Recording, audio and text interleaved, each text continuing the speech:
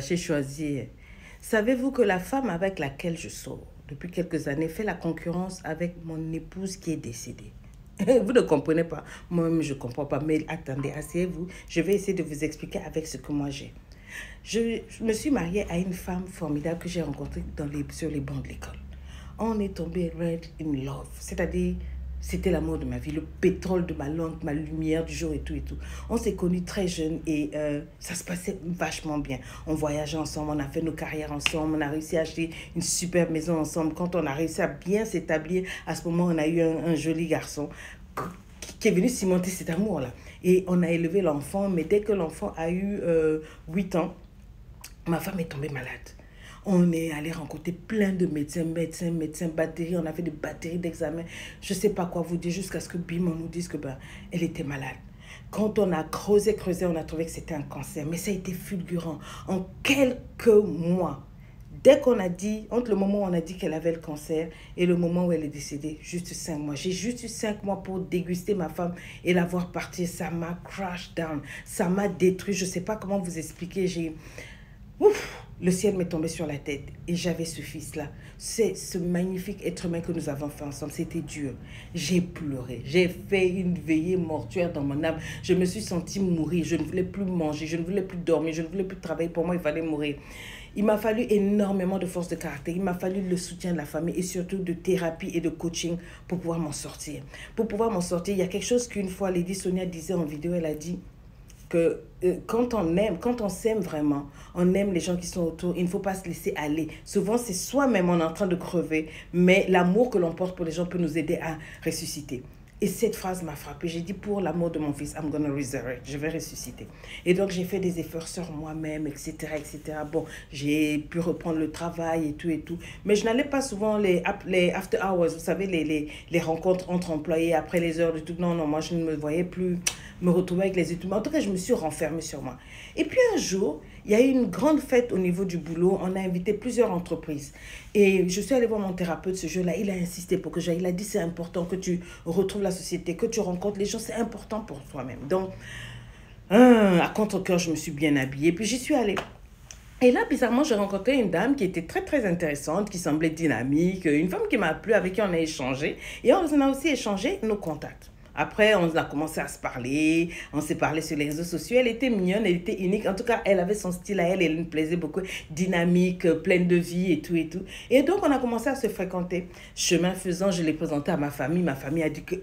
Donc, vraiment, Dieu est avec nous parce que ce gars-là, après ce qui s'est passé par rapport au décès, là, c'était fini et tout et tout.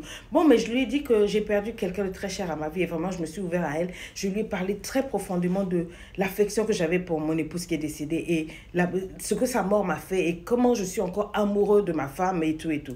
Elle était là, elle était conciliante, elle a écouté et tout et tout. Et puis bon, chemin faisant, j'ai commencé à en faire une confidente, une amie, une meilleure amie. Et puis boum, voilà, on s'est mis ensemble, tout ça. Mais je lui disais toujours que moi, dans ma vie, le plus important, c'est mon fils et ma femme qui est décédée. Nothing more, nothing less.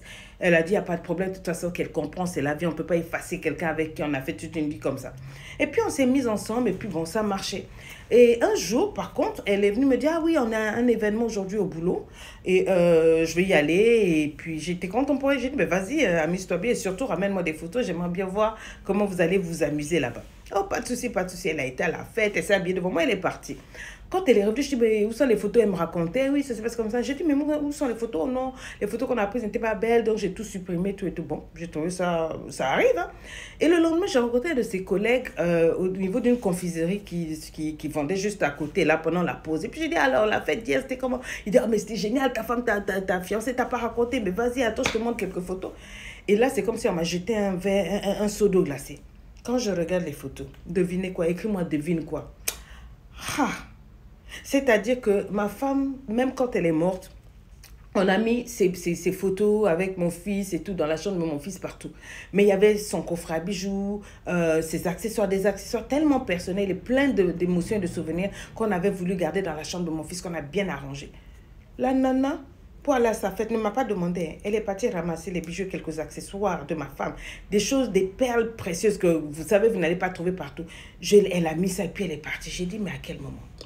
Dès qu'on a fini le boulot ce jour-là, j'ai filé, j'arrive directement, patak, je salue personne, boum, dans la chambre de mon fils. Je vais jouer. Et puis elle avait tout replacé, mais elle avait mal replacé. Je sais qu'elle avait vraiment utilisé. Je l'ai appelé, je l'ai conforté. J'ai dit, tu as pris tel bijou pour porter. Tu as fait ceci, cela. Elle a dit, mais comment tu as su et tout. J'ai dit, voilà. Mais comment tu peux te permettre? Elle dit, mais non, mais je n'ai pas abîmé. C'est pas mauvais, c'est des trucs d'une femme. Je suis une femme, je n'avais pas les trucs, j'ai seulement emprunté. Elle dit, non, le problème, c'est parce que tu sais. La moindre des choses, tu demandes. Tu ne peux pas te permettre comme ça. Oui, on ne va pas faire un problème et tout et tout. Après, elle a boudé pendant 10 jours. J'ai dit, ça, ce n'est pas mon problème. En tout cas, moi, j'ai été claire. Tu ne touches pas aux affaires de ma femme comme ça. Elle dit, ah oui, mais elle est morte. J'ai dit, fais gaffe à toi. Il y a des choses qu'on ne touche pas. C'est dangereux. Et puis après, elle a boudé. Quelque temps après, j'ai remarqué qu'elle est partie changer comment on appelle, sa teinture de cheveux. Moi, ma chérie, elle avait des perruques d'une certaine couleur. Elle ne portait que cette couleur-là, quelle que soit la coupe. C'était cette coupe de cheveux, mais la couleur, c'était unique. Et ça, on ne trouvait pas ça partout. J'ai vu qu'elle est partie changer. Elle a fait exactement ce genre de teinture sur sa tête. Bon, je me suis dit, c'était peut-être un choix comme ça. Hein? Bon, on ne sait jamais. Après, quelques temps après, j'ai commencé à voir que sa garde-robe, elle a tout changé. Quand elle a changé, elle a commencé à aligner ça aux vêtements de ma femme. Donc, elle a retrouvé les albums, elle a vu sur Facebook, comment elle s'appelle, les mêmes couleurs de vêtements, les mêmes styles de trucs. Bon, quand j'en ai parlé à ma famille a dit non, tu es seulement traumatisée. C'est parce que tu as peur de te remettre en amour que tu... J'ai dit, t'as là. Ça, ils ont dit non, tu es traumatisée, ça va passer. C'est parce que tu t'accroches au passé et tout et tout. J'ai dit, bon, d'accord. Un beau jour, je la vois arriver là, toute contente. Regarde le tatouage que je me suis fait. Mes amis, quand j'ai regardé, j'ai failli m'évanouir. Ma femme avait un tatouage qu'elle s'était fait quand on quittait le collège. Le jour où on s'était juré amour. Dans ce tatouage-là, les gens ne savent pas. Il y a les premières lettres de mon épouse, du nom de mon épouse, de mon épouse qui est décédée, et les premières lettres. Mais donc, tel que c'était fait, ça fait comme un cœur et un papillon, mais ce sont nos lettres. Donc, elle a pris la photo de ça, elle est partie faire, et elle a mis au même endroit. Mon corps s'est glacé, je l'ai fait à ça. Je dis, maman, est-ce qu'il y a un problème? Non, il n'y a pas de problème. Pourquoi? Elle dit non. Parce que ça là, regarde, j'ai vu ça, les cheveux, j'ai vu ça. Et puis c'est elle qui commence à dire, de toute façon, comme on va bientôt se marier, je veux que ton fils m'appelle maman. Mon fils lui a dit carrément, je ne peux pas. Je n'ai qu'une seule mère. Elle dit non, je ne sais pas de remplacer ta mère, mais comme je vais être avec toi et que je vais t'élever, appelle-moi seulement maman. Il a dit là, non, ça va trop loin, maman. Les habits, la coiffure, les tatouages, les bijoux, les trucs, maman, moi je ne veux pas. Elle a dit, bon, de toute façon, je vais te dire la vérité. Depuis que je suis là, je suis obligée de faire ce genre de choses là parce que tu ne m'accordes pas autant d'amour que tu accordais à celle qui est morte et tout. Je lui ai dit, mais maman, assieds-toi. Je t'avais dit que l'autre là, c'est un amour spécial. Il n'y a pas de compétition. Ça ne va jamais. Je ne pourrais jamais aimer une autre femme comme ça. Un. Et de deux, tu dois être là pour toi-même. Je t'ai mis dans ma vie parce que je t'aime pour ce que tu es. Tu es là en train d'essayer d'être une réplique de l'autre. L'autre, non, oh oui, je suis obligée d'être une réplique de l'autre. Comme ça, tu vas m'aimer comme tu l'aimes l'autre et tout et tout. Mes amis, on est parti dans des échanges très, très brutaux parce qu'elle a dit des choses sur ma femme. Je lui ai dit, prends tes bagages. Va-t'en. Oh non, tu me chasses à cause d'une morte. J'ai dit non. Si elle était vraiment morte là, tu n'allais pas chercher à le ressembler. Prends tes affaires pour partir.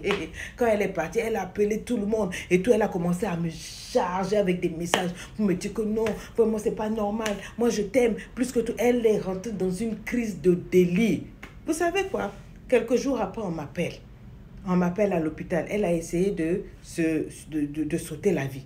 En laissant une longue lettre où elle a écrit des choses que non, comme tu as aimé ta femme qui est morte, peut-être que quand je vais me suicider, tu vas m'aimer, au moins tu vas me donner un pourcentage de l'amour que tu lui donnais, et tout, mais des trucs dingues. J'ai dit à ma famille, I'm out. Ce genre d'amour-là, je ne veux pas. Ça, c'est quand on n'est pas encore marié. Même ça, mais ça, elle va me pourrir la vie. La famille a dit, mais non, donne-lui une chance, c'est parce qu'elle t'aime, elle t'adore. J'ai dit, non, ça, c'est pas de l'amour. Ça, c'est pas de l'amour. Moi-même, j'ai peur. Quelqu'un qui est mort. Tu vas faire concurrence jusqu'à porter ses affaires, essayer de le ressembler, mais c'est pas la peine. Elle a dit que non, elle est obligée de faire ça. J'ai dit, mais ça n'a rien à voir. Soit toi, c'est toi que j'aime. Elle a dit non. Et tout. Je dis, et depuis là, elle est là-bas, comme elle n'est pas morte. Elle envoie des messages chaque jour, je suis en train de mourir, je veux me suicider. Si tu ne m'aimes pas, si tu ne me reviens pas, si on ne... Qu'est-ce que vous pensez de ça? Donnez-moi un conseil. Je suis dépassée. On peut faire concurrence avec quelqu'un qui est mort, comme ça.